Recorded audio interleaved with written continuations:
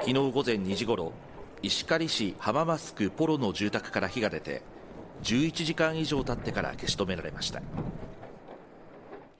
火災があった現場です。こちらには規制線が張られており、消防隊員が調査に入っています。当時、浜益区に最大瞬間風速17.3メートルの強い風が吹いていた影響で燃え広がったとみられ、消防によりますと、住宅や物置など少なくとも10棟と車2台が焼けました。怪我をした人はいません。